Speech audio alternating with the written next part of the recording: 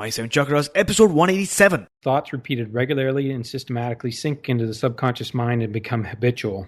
The seven chakras, swirling vortices of energy, positioned throughout our body from the base of the spine to the crown of the head. For thousands of years, this ancient wisdom has been passed on from master to disciple. What are the functions of these energy centers?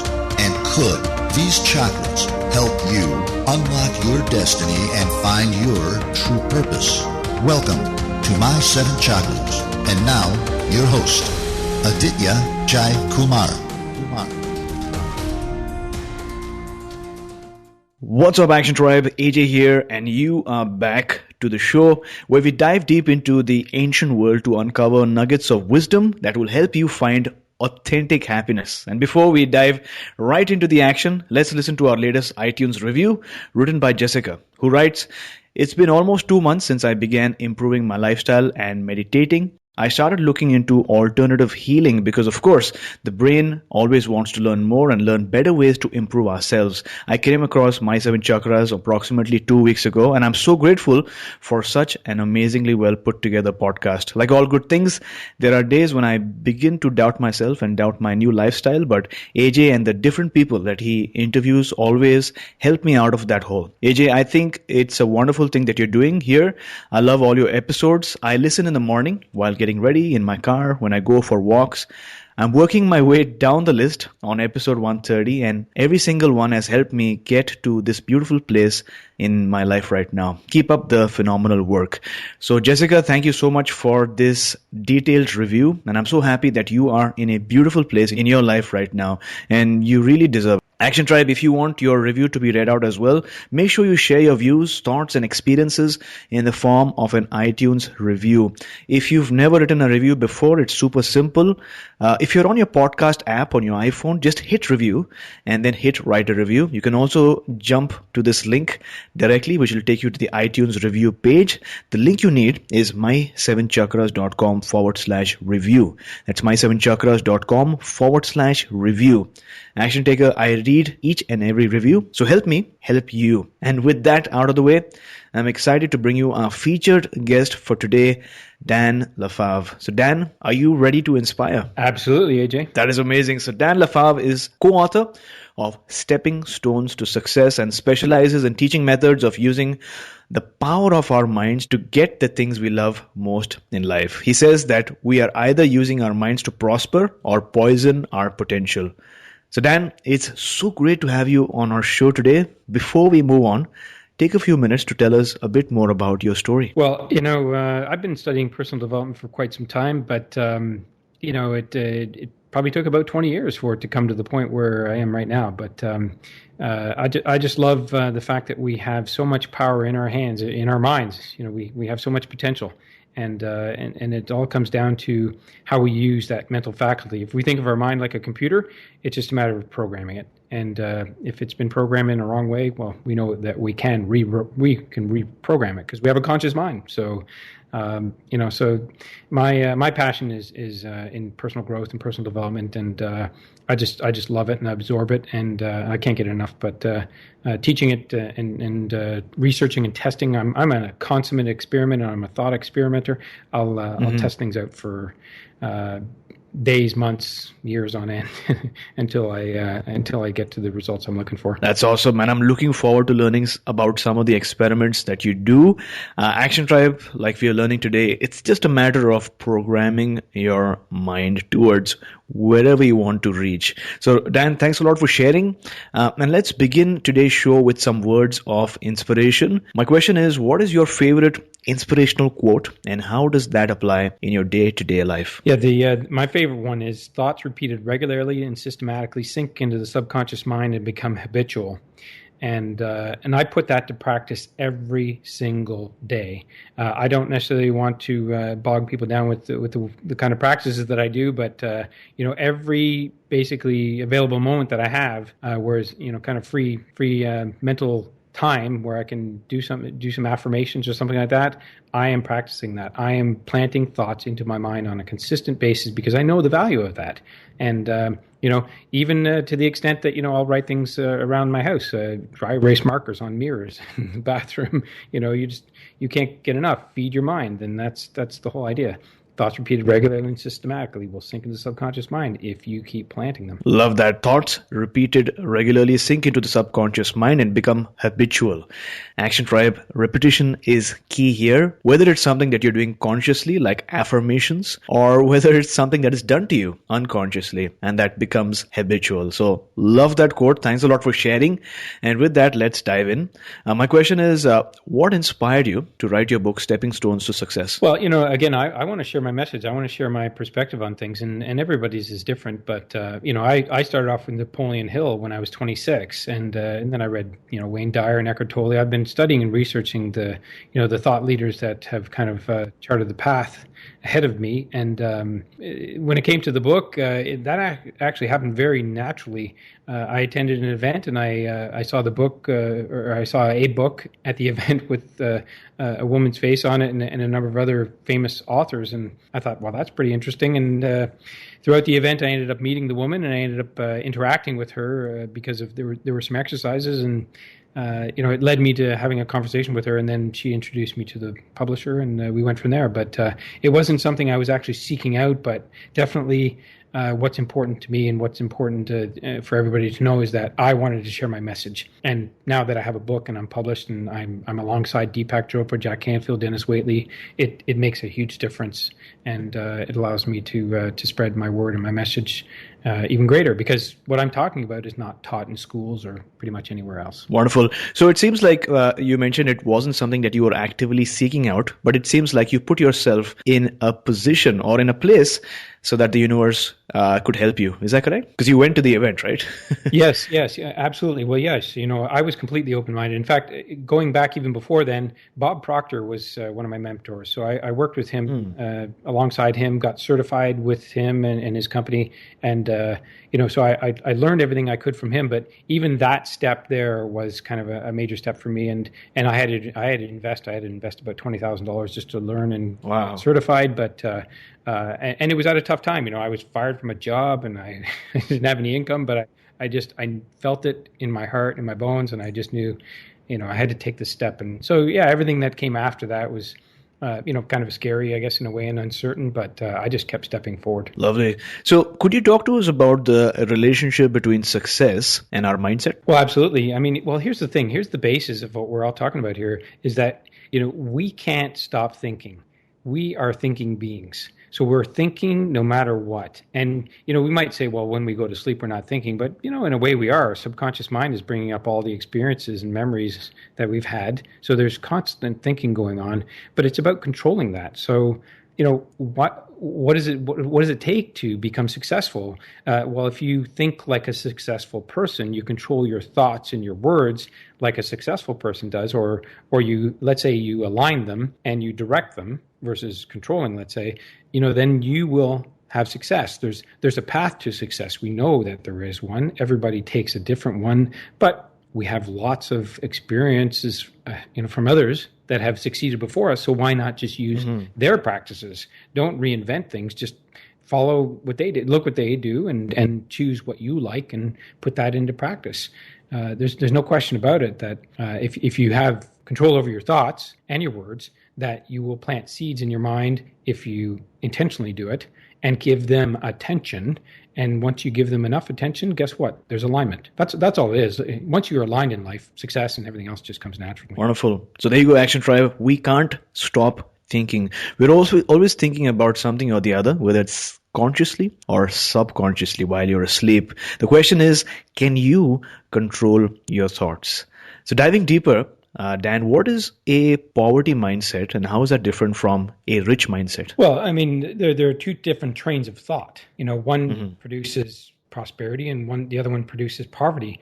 And, poverty mindset is one that, thinks about the negative aspects and the lack and limitations and so on, and it could happen very, very subtly, even when shopping. If we look at the price tag of something and it seems like it's more than our typical price range, what happens? A flood of thoughts come from our subconscious mind, which is basically thoughts that have been planted. Maybe there's not enough, or you have to. You have to be at a certain level of income in order to afford certain things, or whatever the thought might be. And if those thoughts flood your conscious mind and cause you to think, well, maybe I shouldn't buy this. I'll look for something cheaper. That's a poverty mindset versus a prosperity mindset, which would look at something and say, a piece of like a garment, let's say a clothing, and say, okay, yeah, that price, $90 or $100 or whatever it is, do I want it? Do I really want it? Is it something I'm going to love and really enjoy? Okay, well, then invest in it. That's it. It's an investment. And versus spending money and saying, okay, that's lost, that's gone, and I'm losing out here. Got it. So my question is, how did you first stumble upon these concepts, and how did these concepts really impact your life? Well, again, I started studying different folks. In fact, I still have Wayne Dyer's book, Manifest Your Destiny. I don't know how that came into my hands, but it was something that caught my attention, and I read it. I didn't really study it, but I put it into practice. I was writing affirmations in my 20s. I just started doing things just because I felt there was value in it. And the next greatest book I had was Napoleon Hill's Think and Grow Rich. And that book I didn't even really study either. I just read it and I put into practice some of the things. But today I have read it. I've read it, and studied it really in detail because I think there's a lot of value in it. The thing that caught my attention is that we have the power to control our lives, and that mattered to me at a younger age. I wanted to have this, this power, and I have this innate thing inside of me too, like that I'm a leader, and it almost seems like I almost end up in leadership roles almost every time, even if I'm sitting there quietly. So I recognize that after a certain point in my life too. So I realized, okay, well, if I'm going to be a leader, then I should really, study what the leaders do and do what the leaders do. And, so I just kept going down that path, studying and researching and testing and trying things and evolving. And, it helped me tremendously and even corporate. And when I had a job, it helped me tremendously because I used a lot of the things I learned to coordinate the people that I was working with. And, I was given senior management roles when I didn't even have a degree or any accreditations or anything, nothing to support why I should be in that role. But because I had a mindset for achieving things and producing, I was always given these roles and these responsibilities. Got it. So what I caught on in terms of what you were saying is that you have this deep-rooted mindset that you are a leader, and so naturally you must hang out and learn from and get mentored by other leaders as well, which you have done. And a while back you spoke about the idea of planting seeds towards transforming our mindset. What are some different ways in which successful people go about doing this? Well, there's definitely certain practices, and at the beginning of the day is one of the best times. Beginning of the day, end of the day, those are or when we're going off to sleep, those are best times to plant seeds. And I'll explain why. The conscious mind is what we operate on a daily basis, and it's hardwired to our senses. So we're taking in information through our senses. And then our memory, our subconscious mind is bringing up experiences that relate to the things we're seeing and doing, and then we act accordingly. So here's the thing. If we're going to plant seeds in our mind, we have to get to that deeper subconscious mind. So it's about controlling conscious thoughts, taking your morning time to plant some seeds in your mind before you get your day started and get caught up in the world of, business or whatever you're doing. And also the other thing I want to mention too is when you just wake up, you're coming out of that unconscious state. Your subconscious mind is still open. You can still kind of talk to it. You can have little conversations with it or plant little seeds there. But also when you're going off to sleep, the same thing. You're going to go into that unconscious state and you can just softly think thoughts. You can even just say the words, I am, healthy, I am happy, I am wealthy, I'm abundant, whatever it might be, whatever words resonate with you. But as you're just drifting off, just say those things. And guess what? Your subconscious mind is going to reproduce them, maybe in your dreams and also in your life. So that's one of the greatest ways to get down to that deeper level and communicate, with basically the thing that controls us the most. Our subconscious mind, research has shown that about 96 to 98% of our results, behaviors, and actions come out of our subconscious mind. Only 2 to 4% are conscious. And, knowing that, you would think, okay, well, wait a second, that's my hard drive. I better work with my hard drive a little better and get my conscious mind aligned so that I can plant the proper seeds that are going to produce the kind of lifestyle that I envision, the success or whatever it is. Something is planted inside of us. I feel that, we have like a sort of a seed planted inside of us, a true aim in life. And we want to live that out. And if we can do that at our best, then we feel good more often. If we feel good, we're in a good state of mind. We go around our world and our life thinking about things positively and feeling good and enjoying life. And honestly, I think that's what everybody should have, a full and happy life. Napoleon Hill said it, and I agree with him. I just think that, we don't take charge often enough and plant those seeds. And so anyway, that morning success ritual and also the evening practice, awesome. But also any free moment that we have, when we're driving our car, when we're going to the washroom, when we're walking from one place to another, those are gaps of time where you can plant seeds in your mind. Just affirm something, think something. Maybe you're looking around your world. I love that tree. I love that look. I love that house. Put your attention on things that you love. And guess what? Those will be more dominant in your mind. Your subconscious is recording that all the time. It's a recording machine. And it's recording, and it responds and reciprocates, magnifies, multiplies. So, why not think about all the things you love and that you want and you enjoy, make you feel good? That is amazing, Action Tribe. When you just wake up and the moment before you're going to sleep, those are the moments when you are drifting into your subconscious mind.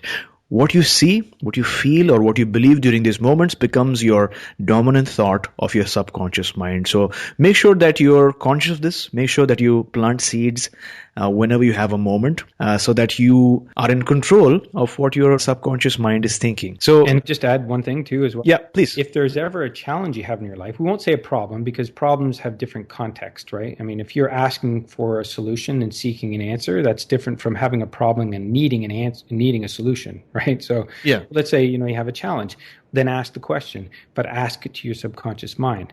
Ask the question, drift off to sleep, and expect that you'll have the answer in the morning. And 9 times out of 10, it works. And if it doesn't work the first few times, just keep doing it. Our intuition doesn't lie. We ask for things, we pray for things, and the answer comes. And we can ask our subconscious mind for that support because it is supporting our life at all times. Our heart doesn't stop because our subconscious keeps it going. Same thing with our breathing and everything else. All of our organs and internal mechanics are running because our subconscious mind keeps it going. Got it. Now, Dan, you talk about the idea of succeeding with less struggle. So what do you mean exactly by that? And why is struggling bad for success? Well, I don't know that it's bad. I mean, I think that struggle is almost a necessity. But here's the thing, when we are struggling, though, if we really struggle with it, like we resist it and we challenge it and we fight it, that's what keeps us in struggle. So struggling is okay, but as long as we flip the switch, as long as we say, all right, I see I'm in a struggle here. This is a tough time, or I'm perceiving it as a tough time. But you know what? If I can just switch things, if I can switch my mind and just focus on what I want, because if we give attention to the problems and struggle and strife, then that's what becomes dominant. Like you were saying, dominant thoughts, right? I mean, so yeah. Think about the things that are going to produce what we want. And sometimes it's difficult, though, because the subconscious mind has all these memories and experiences, and if it floods our conscious mind with all of that, sometimes it just takes over, and we're not even thinking. We're just in reaction mode. So the more we can tune into that and become more aware and understand ourselves, if we can understand ourselves at a high level and become more aware, then that's where we can make that shift. And it could be a very subtle shift, but as soon as we make it and we start getting some leverage, and once we go beyond like the 50% mark, then we have a lot of leverage. Then we can kind of really turn it up and say, okay, now I've grasped it. I've figured it out. I figured out my internal processes, my thought process. I figured out my mental science here. I understand a little bit better. And now I can coordinate it. I can direct it. And then we can channel our thoughts and look around our world and see how that's being reflected back, because our world is reflecting back to us our thoughts. I mean, we can't deny that our life isn't the culmination of our thoughts up to this very moment. We can't dispute that. I haven't nobody has been able to argue that with me yet. But anyway, I think that we have to realize that we are our thoughts. Our thoughts become our destiny in essence. Got it. So it seems like there are two levels of struggle, right? Like you mentioned, struggle isn't necessarily bad for success. But if you're struggling and you are noticing a lot of resistance, that's when you need to flip a switch, so to speak. Is that correct? Well, yeah, I mean, flipping the switch at any point in time matters. But let's say if we can recognize we're in struggle and stop getting upset and angry, I mean, because those are low frequency thoughts, right? Anger, denial, frustration, it keeps us in it. There's actually something called victim loop, which I think, once we deny and we get angry and frustrated and we get caught in that loop. And if we're stuck in that loop, well, how do you get out? Well, you have to, start looking at other options. You have to have more awareness. You have to develop some accountability or commitment or something and start building something different train of thought. But as soon as you switch it, the faster you switch it, the better. Because, if we're planting seeds and we're planting seeds of struggle and resistance and strife and anger and everything, well, that's going to grow because it magnifies and multiplies. The universal mind magnifies and multiplies, in my opinion, and so does our subconscious. So, we're really caught between a rock and a hard place if we don't get out of it sooner. And but the sooner we become more aware and understand ourselves and start shifting that, then we can start recognizing how things are different for us. Change the way you see things, and things you see will change, according to Wayne Dyer, right? So it's very, very simple thought process, but doing it is the work. It takes strong willpower. Really, really strong will. So let's say a person listening to the show right now wants to do something about her limited mindset or poverty mindset. What is that first step towards changing that? Well, I think the first step is understanding what the thoughts are around that poverty mindset. And the easiest way is to get it out of your head. So write it down. Just write it down. Go in a quiet place where not going to be interrupted by children or family or anybody and noise or distractions of any kind, and just start writing down, or when they come to mind, write them down. Have a journal or something where you write them down, and you can ask yourself some questions. You can ask, is that really true? Is it possible to change that? And just asking some questions will help, I think, make that shift. But also, if you don't want those anymore, there's a great practice you can do what Maxwell Maltz suggested. Take that thought, write it down, burn it, shred it, but don't burn it and shred it and say, get out of here, I hate you. Just burn it, shred it, and give thanks for it. Thank it for coming because it taught you something. See, there's contrast. There's contrast, right? There's a contrast between poverty mindset and prosperity mindset. Yeah. We need that contrast because otherwise you don't have gratitude. And my opinion is that, life is like a circuit. And if you don't have gratitude, then you're not participating in the circuit and you don't keep it going. It doesn't flow. So oftentimes, I think almost every time, I think that we have to have an experience in life where we have things the way that we don't like them, so that when we do see how we like them, we can say, I see how that works. I know how to get it now, and I can stay over here as long as I want, as long as I do the practices, honor myself, and do my, keep planting seeds and feeding my mind and guarding my mind too, because you need to guard it from the stuff that kept you in a poverty mindset. So guard it and feed it. If we just do those things on a continuous basis, then that becomes the dominant thought, the dominant way of living. And then in the back of your mind, the poverty thinking, the poverty way and everything like that, you can tell that as a story, but it's just a story. It's in the past now. And you can leave it there as long as you don't think and do things in a way that you did previously. Got it. Now, Dan, you're a long distance runner. Am I correct? Yeah. Well, I don't necessarily long distance run anymore, but I did for a good 7 years. But I still, I practice a lot of fitness though. I just taught a spinning class today. So wonderful. So these practices, long distance running or maybe spin classes, what do they do for you? Well, they definitely spike your energy, but they're for me it's a test. It's a struggle. And I teach like that. In fact, I have people in my class that come because they see the value in struggling. And here's how I actually approach it. I say to the folks in my class, here's an opportunity for you to grow. And how do you grow? Well, you struggle, and you're going to have to do it yourself. You're going to have to turn up that resistance. I can't do it for you. I'm not going to come over and turn it up because you're probably going to slap my hand and get angry with me. So, so what I say to my class is that, look at it from a standpoint that this is a struggle that you're fabricating. It's unnecessary. It's an unnecessary obstruction or problem that you're creating yourself. But can you imagine the potential of that if you do that on a continuous basis, how it can help you grow? And, you don't have to do it to the extent where it hurts a lot. And, I can tell you right now, I'm feeling some soreness, but, it's not pain, it's soreness, which is okay. And I have a bit of a theory that, we're going to probably have struggles throughout our day. It seems like it's human nature. But I think like this, like if I just had a struggle in that class, maybe I avoid one later on, or maybe one will come up, and because of my energy level and my soreness in my body, I'll be just like, okay, that's okay. I don't need to fight that one. We'll just, let that one lie.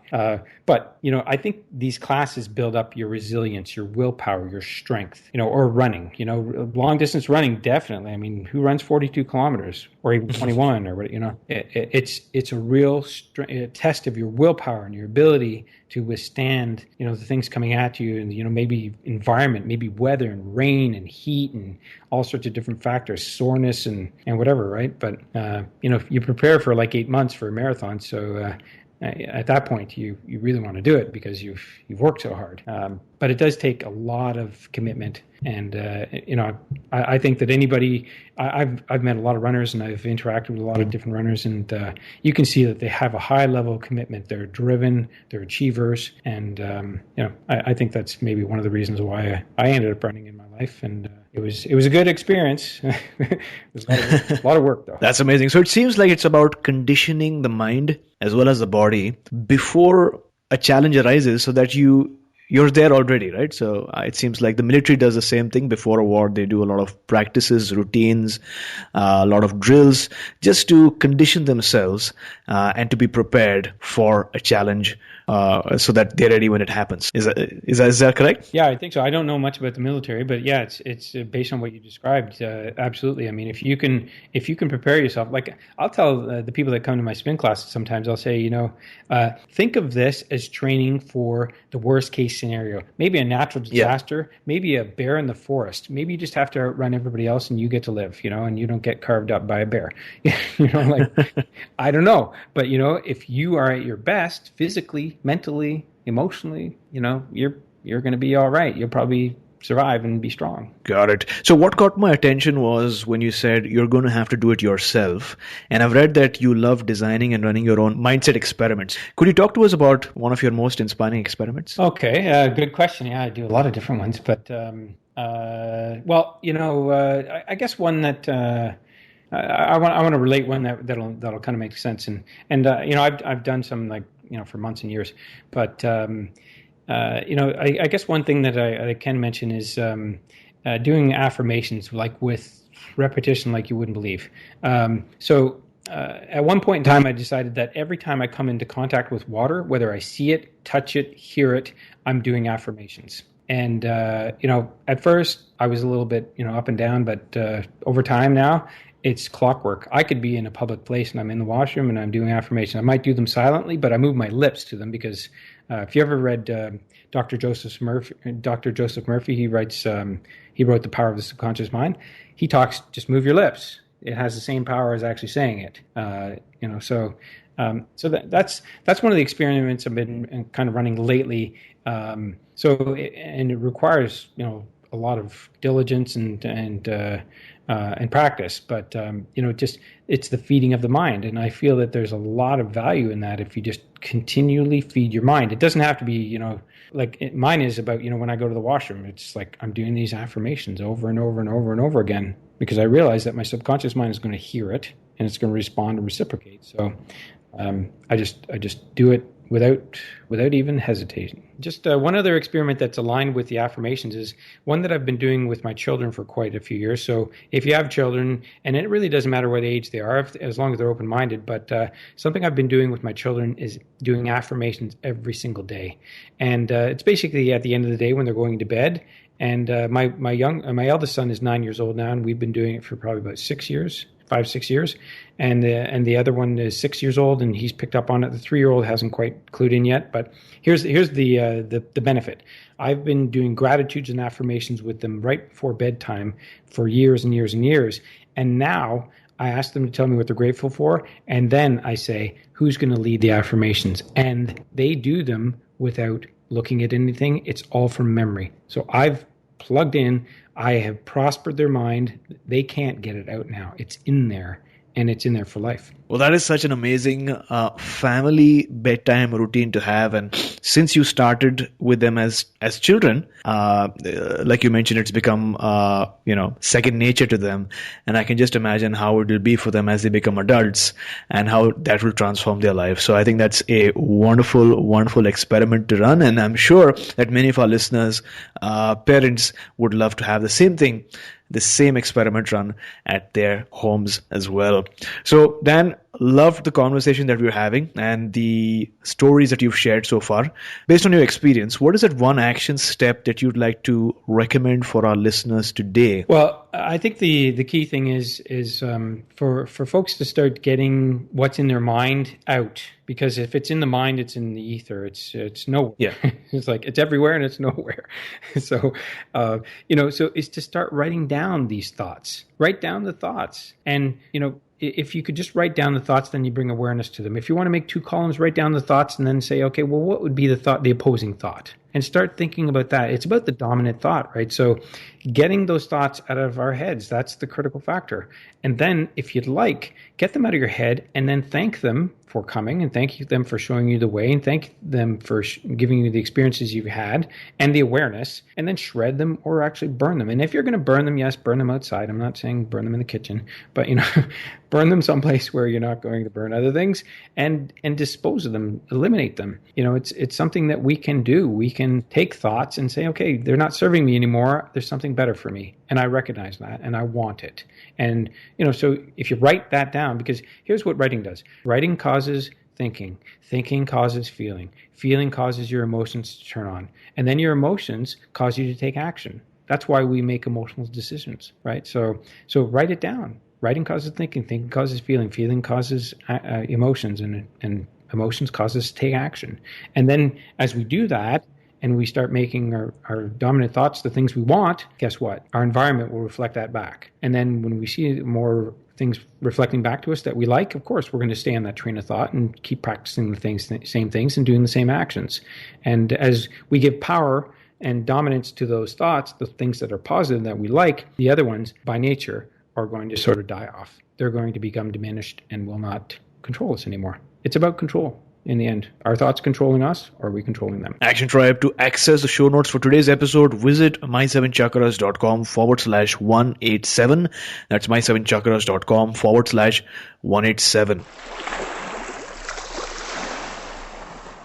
The great mistake is to anticipate the outcome of the engagement. You ought not be thinking of whether it ends in victory or defeat.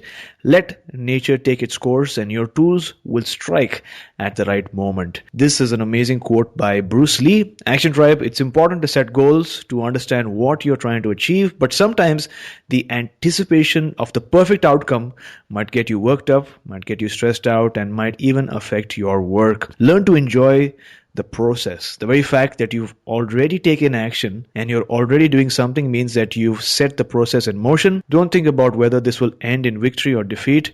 Do the work that needs to be done, and at the perfect moment, you will experience massive victory. So Dan, talk to us about a moment in your life when you came across a major life challenge. How did that come into your life in the first place? And then what steps did you take to overcome it? Well, I'll talk about something that I think people can relate to. This challenge was actually one of a biological nature. I had a red patch on my neck that must have been about 1 inch or 2 inches in diameter. And, this appeared on my neck, and I could see it. It was very evident. A lot of people could see it, in fact. And, I tried to deal with it topically, by putting ointments and powders or something on it. I have neem powder and so on from Ayurvedic doctors. And I tried all sorts of stuff. And people would ask me questions. Of course, they could see the powder on there or something and say, what is it? What is it? And I'd be like, I don't know. And, because that's my approach. I don't go to Western doctors. I don't have a family doctor. This is my way of doing things. I trust trust in Eastern medicine. I trust in my subconscious mind to heal me and take care of me. That's my faith. So anyway, I see this thing on my neck, and then I'm sort of aware, and I start researching and learning what it is. So I don't know what it is, but I did research. What area of my body is this appearing on, and I learned that it's the fifth chakra. It's my voice. It's my willpower. So at that point, I said, well, I guess I got to strengthen my will. I got to do something to strengthen my will. Well, it lasted for 8 months. So 8 months of having that thing on my neck, which, some people would have said, maybe it's a cancer or something. I don't entertain that because I don't want to plant stuff in my mind that's not going to help me. So anyway, 8 months later, overnight, it disappeared. And at that point, I recognized and I looked back at my life and I said, okay, yeah, I strengthened my will. I have a stronger willpower now, and I'm able to move forward, and I'm speaking my voice. I'm using my voice and my power. I'm sharing my message. I'm no longer quiet in the background and so on. And that's why it went away. Because I don't believe that anything that appears biologically on our skin or our bodies, disease of any kind, is just because it happened. It's because mentally, emotionally, something is misaligned. And anyway, that's how I approach healing myself in any instance. So thanks a lot for sharing that story. Looking back now, in just one sentence, what is that one major life lesson that you'd like to share with our listeners today, based on your story?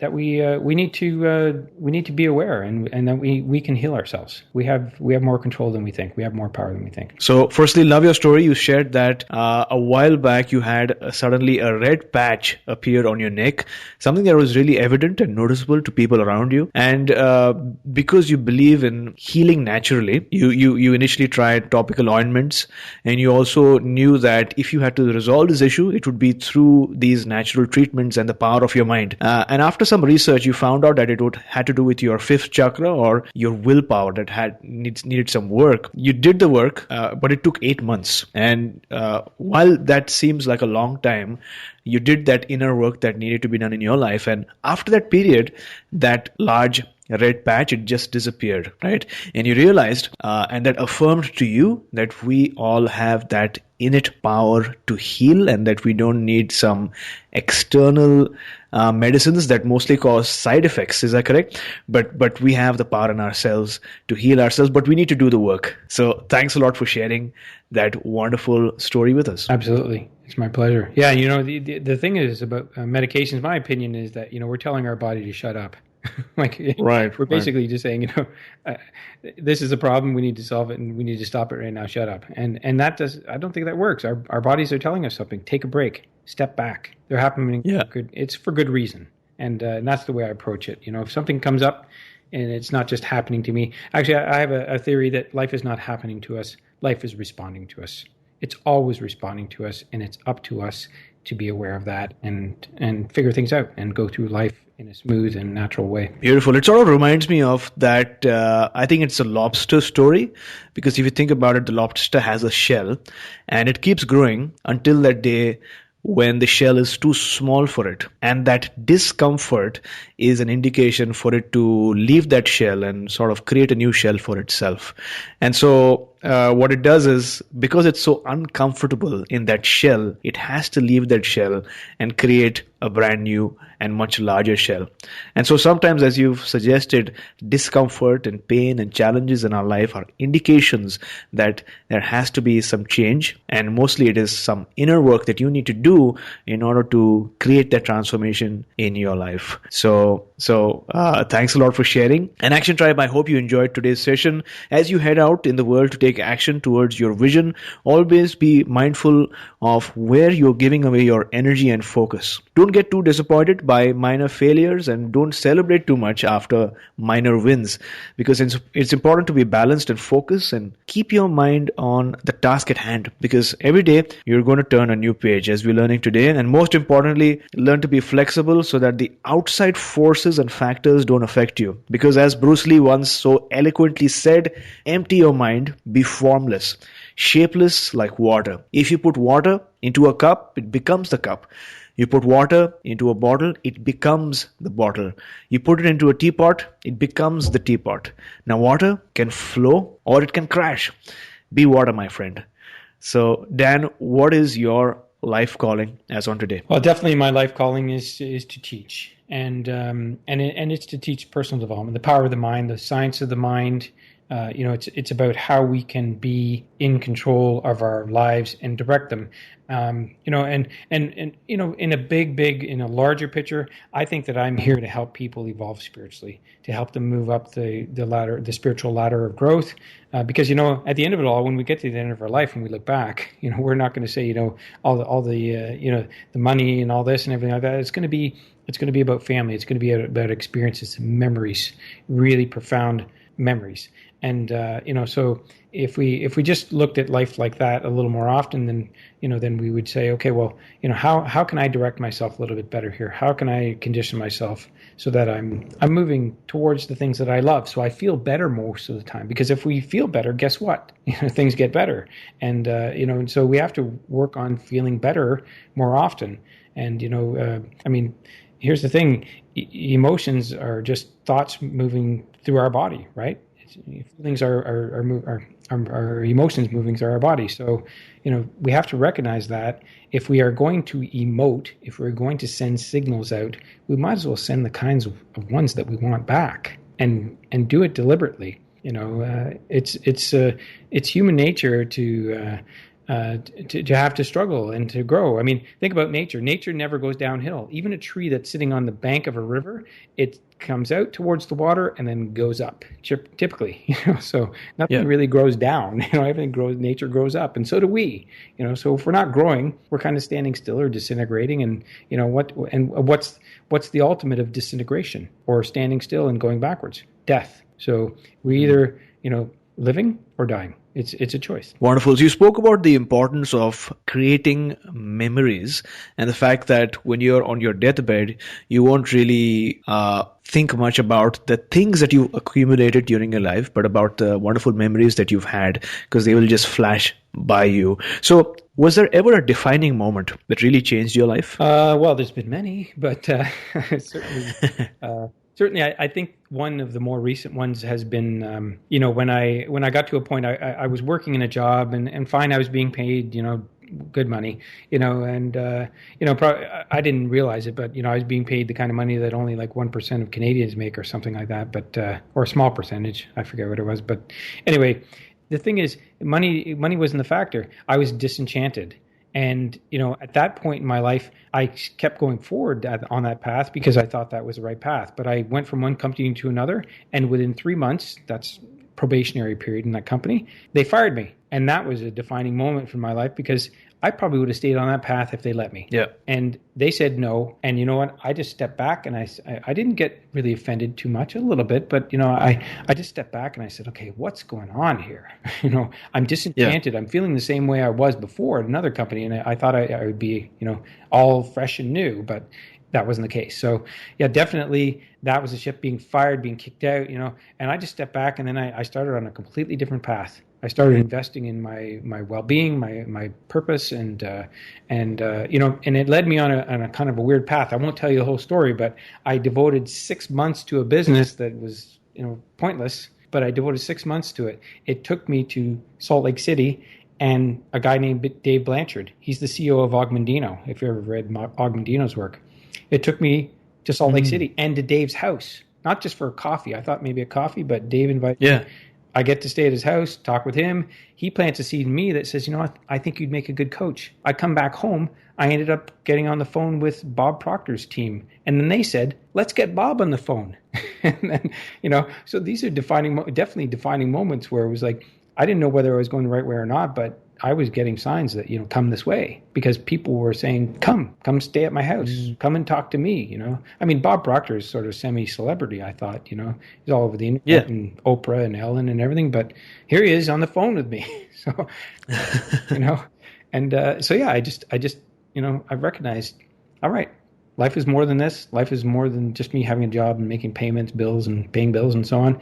It's a lot more. And then I just, from then on, I don't look back and I don't look at things the way I used to. I just ask myself, what do I want? And keep my focus on that and just keep working towards it. And life hasn't let me down yet. Well, thanks a lot for sharing. And with that, we've arrived at the very last round for today, the wisdom round.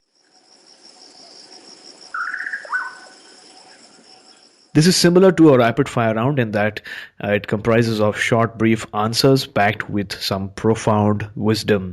So, the best advice that someone's ever given you? The best advice, I'd have to say that, to not make excuses. No excuses. In fact, I'll just tell you that Bob Proctor told me, he told me to make 3 calls a day, do three calls and strategy sessions with people per day for 30 days. No excuses. Well, I was almost 100%, but I did make 2 excuses. Wow. But the no excuse rule works. Why? Because excuses are a dominant thought. Reasons and excuses are dominant thoughts. Results and achievements and moving forward are totally different. So name a personal habit that keeps you going. Definitely. I think the morning success ritual is something that is one of my greatest personal habits. I didn't develop that until maybe a year or 2 ago, but since I caught on to it, it was like I never got up at 5 o'clock in the morning before, but after I saw a video on it, I just said, thank you, I'm doing that. I want what they're doing and their experiences and their successes.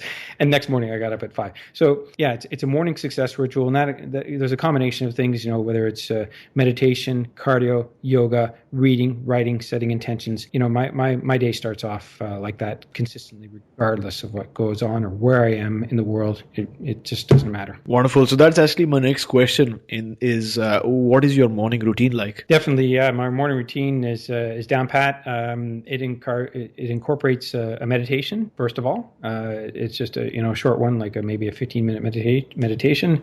And then I do cardio, and again, cardio is very simple. I've incorporated something called Tabata, which is based on Japanese research.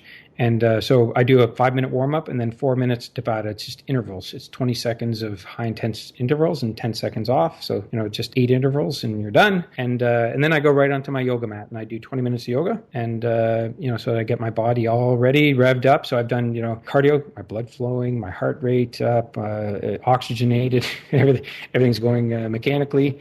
And then I loosen my body and get calm with yoga, and then I also incorporate. I have children, so then once they get off to school, I incorporate a walk, and I do a prayer kind of walk, more or less a prayer circle, so to speak, and then also I write. So I have a journal, and every day I write. And pardon me, I forgot something in between. At breakfast time, I do a gratitude journal at breakfast. So I write 20 things I'm grateful for, and I have specific things. I'll just kind of rhyme them off, and people might like them. I have something called the 5 Fs, which is faith, family, friends, fitness, and finances, and then in that order. And then I also have peace, poise, passion, purpose, power, and those are the things that I write gratitudes on.